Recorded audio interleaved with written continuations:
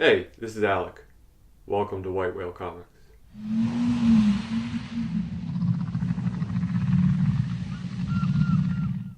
So, every once in a while, I'll do a search online for best comics or best graphic novels just because I'm looking for something new to read.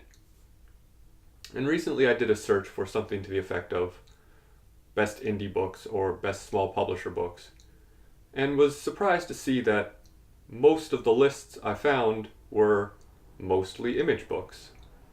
And what I used to consider a big two in Marvel and DC, I really feel has become a big three, including Image.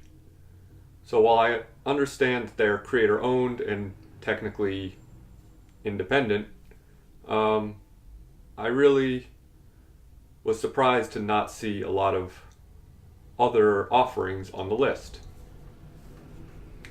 And while I don't assume to know everything, in fact, I would say I don't know most, I wanted to share what I would consider my favorite top 10 indie books. The criteria I gave myself for this was simple: just no Marvel, Image, or DC. And I actually had a pretty hard time narrowing down this list. Um, so I would be remiss in not mentioning three things that didn't quite make the cut, but I think are definitely worthy of mention. The first is Optic Nerve, the second is Love and Rockets, and the third is Ghost World, or really anything by Daniel Klaus. All remarkable creators who are definitely worthy of mention and praise. Number 10, I believe, is the newest book on this list, and by the newest publisher on this list. It's from Black Mask, and it's Space Riders, Volume 1. This book is just a wild ride of space madness, filled with psychedelic art and just crazy characters. The story's a lot of fun. The art is colorful and bright and unique, and it is definitely worth a read.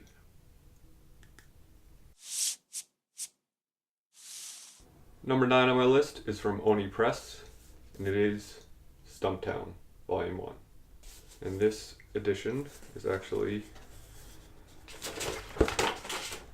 signed and remarked by the artist Mike Matthew Southworth, who I met a number of years ago at Pittsburgh. Greg Rucka, crime story. If you haven't read any of Greg Rucka's independent work, like Whiteout or Queen and Country, if you like crime, if you like intrigue, it is top-notch stuff. Really cool, moody art that really fits the work, which is something important to me. I think storytelling and artwork need to complement each other really well. So you can have a great artist on a book that is written to a style that doesn't fit that artist, and it might not work. Whereas this, perfect. Number 8 on my list is by Pantheon Books, by the remarkable Chris Ware, and it is, I think, the only wacky-sized book on my list. Jimmy Corrigan, the smartest kid on earth. I considered putting Building Stories on here because that is just an achievement in experimental comics, but Jimmy Corrigan, the smartest kid on earth, is a standout in independent comicking. It is beautiful and unique and graphic, not like adult uh, illustratively graphic.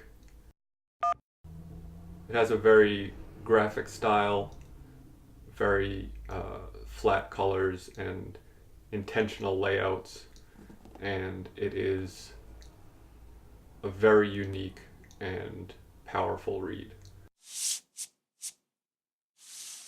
Number 7 on my list is by an author who I mentioned on my last video, Scott McCloud, and it is The Sculptor by First Second.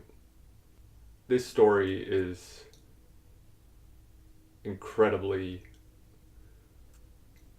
powerful and emotional and heartbreaking, and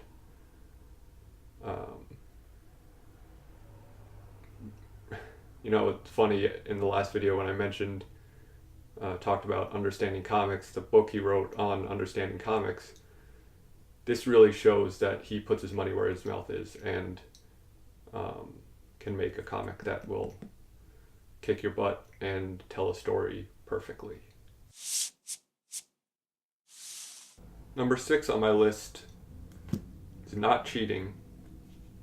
Even though it is now published by Image, it was not when it was first published, and that's Kabuki by David Mack, which I have many volumes of. I think David Mack is one of the most remarkable artists working in comics. He has a style that he does not compromise, has developed a style that is unique to him. And even if you look at his earlier work, it has come miles from that. And not to downplay his early work, because it is still top tier storytelling, but what he has become and what he has worked to become, I think, is something to be celebrated. But pick up any volume and you won't be disappointed. It is really, really good. Number 5 on my list is another book by Oni Press, and it is Local by Brian Wood and Ryan Kelly. I really love Ryan Kelly's artwork. I really enjoy Brian Wood's writing. This is a really unique story. It is individual issues that are standalone, but they come together at the end to create a singular story. And obviously I don't want to spoil that for you anymore, but the payoff is worth it. And the individual issues are worth it on their own too. They're all really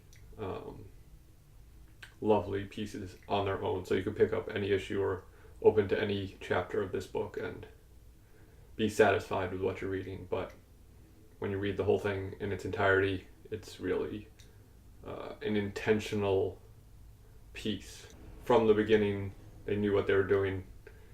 They clearly wrote it all in one go so that they had a complete story in hand.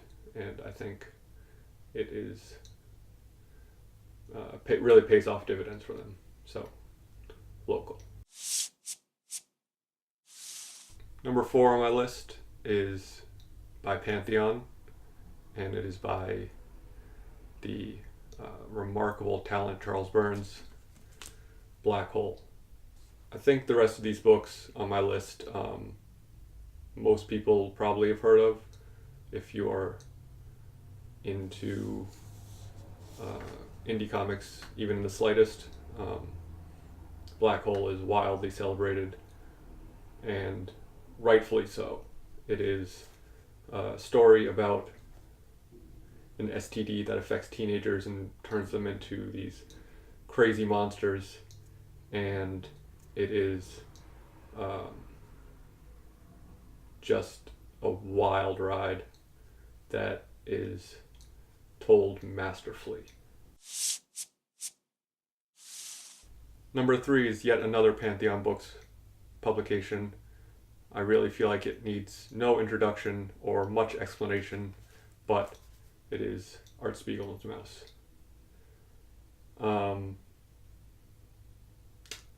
Get ready to cry, because this is sad, sad stuff. If you couldn't guess, it's about the Holocaust if you don't know, but it is told through the eyes of mice and cats, and as we mentioned, my wife mentioned in the last video we made together, it did win a Pulitzer Prize, which I think is still the only comic to do so. Really gave legitimacy to the medium, and it is well worth all of the praise.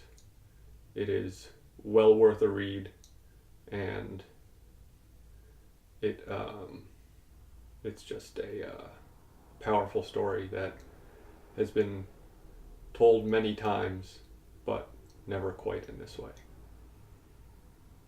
Interesting fact though, Art Spiegelman also created the Garbage Pail Kids.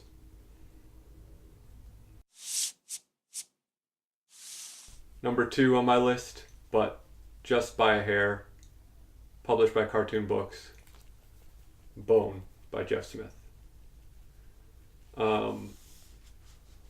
If you like Lord of the Rings, read this book. I know it is dauntingly thick, and the pages in this are quite thin, so it is even longer than the thickness looks. And if you do read it and you start reading it and you say, what are you talking about, Lord of the Rings? This seems just like a silly jaunt with some goofy looking characters. Trust me, it is epic, and it is thrilling, and it is illustrated incredibly well. And just pick up the 1-volume edition, don't waste your time. Whew, it's heavy. It is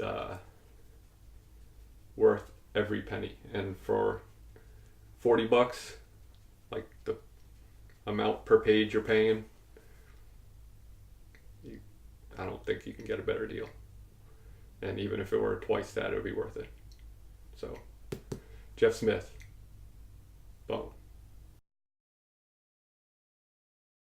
And finally, number 1 on my list, my favorite comic of all time, Strangers in Paradise. This is the omnibus version. I also have hardcover of volume 2 and a trade of number 2. This is my favorite arc of the series. This one has a remark, and volume 1, or book 1 of the omnibus, also has a little sketch by Terry Moore, who is a real delight to talk to if you've never met him. He is very nice, very approachable. If you ever see him at a con, go up to his table and talk to him for a minute, because he is a very nice guy. It's really hard to classify what Strangers in Paradise is. It is a crime story, but it's really a love story, and it is a character piece, and it is funny, and it is exciting, and it is powerful, and it is heartwarming and heartbreaking, and it is I can't say enough good things about this. I also have an original page from one of the issues. There are a few books that I would shell out the money that I had to shell out for that, but it is worth it to me, because this is a comic that is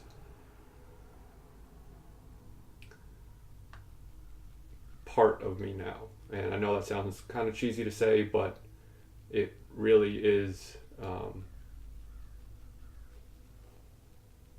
it's an important piece that I really have a hard time finding the words to express how good it is. So, if you only read one thing on this list, read this, but please think about reading all of them. And if you have read any of them, let me know what you think. If you do read any of them, let me know what you think after that. You can tell me I'm a moron. You can tell me I have terrible taste if you hate them all. But if you only read superhero books, that's cool. Nothing wrong with that. Superhero books are great, and I love them as much as I love a lot of these. But if you're looking for something different, hopefully I provided you with some cool options. So that wraps up my top 10. Hope I've suggested at least one or two things that are of interest, and hope you enjoy them if you read them. I also hope you've enjoyed this video, because I worked mildly hard at it. Okay, I made it. I worked to make it. Anyway, thanks for watching. Never turn your back.